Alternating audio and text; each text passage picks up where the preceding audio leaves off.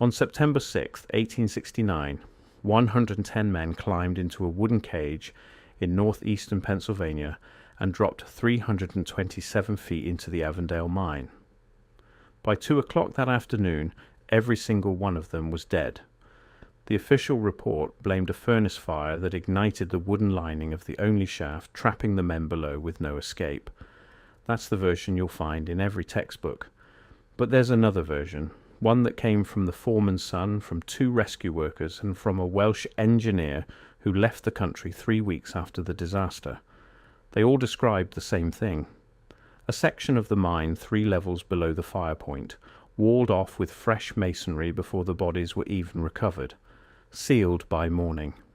And not one man who saw what was inside ever spoke about it on record again. If this is the first you're hearing about any of this, that's not an accident. Hit subscribe before we go any further. Ring the bell. Because what got covered up at Avondale was happening at dozens of other sites across the same region in the same decade. And once you see the pattern, you can't unsee it. Let's get into it. To understand what those men found, you need to understand where they were digging.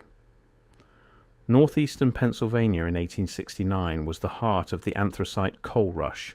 The Wyoming Valley, the Lackawanna Basin, the hills outside of Wilkes-Barre. Companies were sinking shafts everywhere, and they were going deeper than anyone had ever gone in North America. 300 feet? 500 feet? And what they were pulling out of the ground wasn't always just coal. The Pennsylvania State Geological Survey from that period contains references to what the surveyors called anomalous strata, stonework, cut timbers at depths that shouldn't contain cut timbers, bones. The reports get buried in appendices and footnotes, but they're there if you know where to look. The standard explanation is sloppy survey work or hoaxes by drunk miners, but the same kind of reports show up in 3 different counties from 3 different mining companies, and they all stop appearing after 1872. Avondale itself was owned by the Steuben Coal Company. The mine had been operational for less than 2 years, and the Steuben shaft was considered state-of-the-art for its time. A single ventilation system, a single hoisting cage, a furnace at the base of the shaft that pulled air through the workings. That furnace is what the official story says ignited the disaster. Witnesses said the smoke came up the shaft so fast that men working a quarter-mile underground couldn't get out before the oxygen ran out. That's the part everyone agrees on. The 110 men did die. The fire did happen. The argument is about what was happening down there before the fire started. A man named Thomas Williams was the assistant foreman that morning. He survived because he'd come up to the surface to deliver a tool order. His son, John Williams, gave an interview to a Methodist minister in 1903, 34 years after the disaster. The interview was transcribed and sat in a church archive in Scranton until it was rediscovered decades later. In it, John Williams claims his father told him that the morning of the fire, a crew working the deep gallery had broken through into what the old man called an old working. Except it wasn't old in the way miners use the word.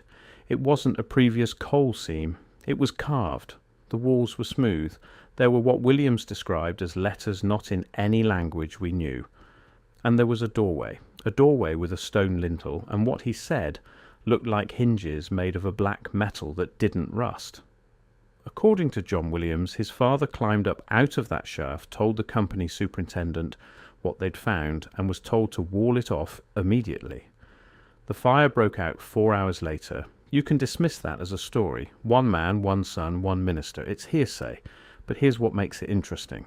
The Welsh engineer I mentioned earlier was named Hywel Pritchard. He'd been brought over from the South Wales coalfields specifically because the Steuben Company was having structural issues at depth. They needed someone who dealt with unusual rock formations. Pritchard wrote a letter to his brother in Cardiff dated October 1st, 1869. In it, he describes what he saw at Avondale in the days after the fire. He says the company brought him down to inspect a section that had been freshly bricked. He says he was specifically forbidden from documenting what he could see through gaps in the masonry. He says, and I'm paraphrasing here, that the workmanship behind the wall was finer than anything being built in 1869, that the stone had been cut with a precision he associated with cathedral work, and that there was, in his words, a quality of age I cannot describe, not new, not old, but elsewhere. Pritchard left Pennsylvania 3 weeks later. He never worked in mining again. He died in 1881 in a sanitarium outside Bristol. There were also 2 rescue workers from a neighbouring colliery who descended into the wreckage in the days after the bodies were brought up. Their names appear in the rescue logs as Daniel Hughes and Owen Morgan. Both of them Welsh, both of them experienced miners. Neither one ever gave a formal statement to the official inquiry, but Hughes spoke to a reporter from the Wilkes-Barre Record on the condition that his name not be printed at the time. The reporter's notes were donated to a regional historical society decades later, and they contain a single line that has haunted researchers ever since. Hughes said the masonry blocking the lower gallery was warm to the touch, not warm from the fire. The fire was 40 feet above and on the other side of 3 solid walls of coal. Warm from something else, something on the other side of the brick that was still putting out heat days after every man who had been down there was dead. Morgan, the other rescue worker, left mining altogether the following spring. He moved his family to Iowa and never returned to Pennsylvania for the rest of his life. So what was down there?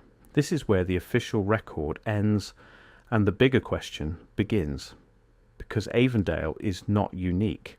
It's part of a pattern. Between 1860 and 1880, mining operations across North America repeatedly reported finding evidence of structures, artifacts, and remains that had no business existing in the geological strata where they appeared. In the same year as Avondale, a coal mine outside Hammondville, Ohio, reported workers finding a wall of slate covered in carved hieroglyphs at a depth of 100 feet. The wall was destroyed within a week of being found. In 1871, miners in Illinois reported finding human remains and what they described as iron tools at depths of more than 200 feet in a coal seam supposedly hundreds of millions of years old. Iron tools should not exist in Carboniferous strata. They cannot. And yet there they were. In 1885, a block of perfectly machined metal was reportedly recovered from a coal seam in Austria at a depth that put its age in the tens of millions of years. It became known as the Salzburg Cube. It sat in a museum collection for decades and then it quietly disappeared. The museum has no clean record of where it went. This is where the Tartaria question enters the conversation, because the people asking these questions, and there are more of them every year, are not asking whether something strange happened in one mine in 1 year in Pennsylvania. They are asking whether the entire framework of accepted history is incomplete, whether there was, before our recorded civilization, another civilization, whether the wall of brick that went up at Avondale by morning was hiding evidence of that civilization, and whether the reason it had to be hidden immediately with no documentation, no investigation, no scientific examination, was that the people in charge of the mine, the company, the local authorities, and possibly entities above them already knew what was down there. They knew because Avondale wasn't the first time it had been found. It was just the latest time it had to be covered up. The Tartarian hypothesis, for those new to it, is the idea that a global civilization existed before the one we know, that this civilization possessed architectural and engineering capabilities far beyond what is officially attributed to the 19th century, and that it ended somehow through some kind of cataclysm in the relatively recent past. The evidence pointed to includes the impossible architecture of buildings we credit to a few decades of construction by hand, the World's Fair pavilions that were demolished after being built in months, the star forts that appear on every continent, the mud floods that buried the lower levels of cities across Europe and North America, and the tunnels, so many tunnels, found in mines, found beneath cities, found in deserts and under mountains, reported on, sealed off and forgotten. If you accept even part of that framework, Avondale stops being mysterious. It starts being predictable. A mining crew goes too deep. They break through into something that wasn't supposed to be found. The company recognizes it for what it is because the company's owners are connected to a network of people who have seen this before. The order goes out, wall it off, burn anything that can be burned, send the foreman home, move the workers to a different shaft, and if the workers can't be moved, if too many people have already seen, then the next step is what some researchers believe happened at Avondale that afternoon. The fire wasn't an accident. The fire was the cover. That's a serious accusation. I'm not telling you it's true. I'm telling you that it's been raised by people who have looked at the timeline, by people who have read Pritchard's letter, by people who have noticed that the official inquiry into the Avondale disaster, which lasted only 6 weeks, never once descended below the level where the fire was said to have started, never inspected the deeper galleries, never asked why a section of the mine that should have been part of the active workings had already been sealed before any rescue operation began. The state of Pennsylvania passed the Mine Safety Act of 1870 in response to Avondale. It was the first major mining safety legislation in American history. It required 2 shafts in every mine. It required mine inspectors. What it did not require was any investigation of what had been found at depth before the fire. That question was simply not asked, not in 1869, not in 1870, not since.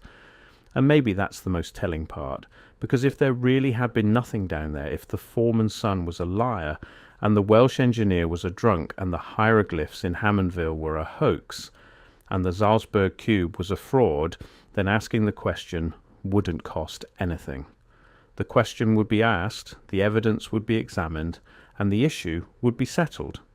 Instead, the question doesn't get asked, the evidence doesn't get examined, the walls stay up, the records get lost, the witnesses die in sanitariums, and the official story, the textbook story, the one your children will learn, is that 110 men died because of a furnace fire and a wooden shaft lining, nothing more. Think about what that wall actually represents. By the time the sun went down on September 6, 1869, there were grieving families standing at the mouth of the shaft. There were rescue parties suiting up. There were newspapers in Philadelphia and New York racing to print extras. And somewhere in the middle of all that chaos, somebody at the Steuben Coal Company gave an order to a bricklayer. Mix the mortar, cut the stone, build the wall, build it now, build it before anyone with a notebook gets down there. That is not the behaviour of a company responding to an accident. That is the behaviour of a company executing a protocol they already had, a protocol they had used before, and once you start looking for that protocol, you start finding it everywhere.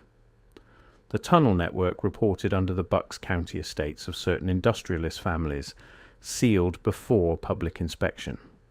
The chamber discovered during the construction of the Brooklyn Bridge foundations in the early 1870s, mentioned in 2 engineers' notebooks, and then never spoken of again. The structure recovered from beneath the streets of Boston during gas line installation in 1868, described by one foreman as older than the city, older than the country, older than I have words for. Every single one of these stories follows the same arc: discovery, local witnesses, brief news mention, official silence, sealed location, lost record. The pattern is so consistent that it almost stops looking like coincidence and starts looking like policy. The deep galleries at Avondale were sealed permanently after the disaster. The mine was abandoned by 1878. The land changed hands 4 times in the next century. Today, the site of the Avondale mine is partly under a state game land and partly under a residential road outside Plymouth, Pennsylvania. There's a small historical marker. It mentions the 110 dead. It mentions the Mine Safety Act. It does not mention the masonry.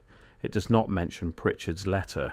It does not mention anything about what was found 3 levels down or why someone that morning decided it had to be walled off before the bodies were even recovered. The men who died that day are buried in 3 different cemeteries across the valley. Most of them were Welsh immigrants. They had come thousands of miles to dig coal out of Pennsylvania ground. They went down at first light. They never came back. And whatever they had stumbled into that morning, whatever they had seen and reported up the chain just before the fire took them, was buried with them. The wall that went up by morning is still there, somewhere in the dark, somewhere beyond the collapsed shafts and the flooded galleries and the abandoned tunnels. Whatever was behind it is still behind it. Nobody has gone back to look. Nobody is going to be allowed to. If you've made it this far, you already know this isn't the only story like this. There are dozens, maybe hundreds, every one of them dismissed, ignored, or quietly buried. But once you start looking, you start seeing the same shape over and over again. A worker finds something he wasn't supposed to find. A company seals it. A fire happens, or a flood, or a collapse. The witnesses stop talking. And the official version of history gets to stay clean for another generation. We've got more of these coming. The Hammondville Wall, the Salzburg Cube, the tunnels under the old eastern cities. If you want to see them, the subscribe button is right there. We go deep on one of these every week, and if you know somebody who'd want to hear what really happened at Avondale, send this to them. The more people who ask the question, the harder it gets to keep walling it off. The men who died at Avondale deserve at least that much.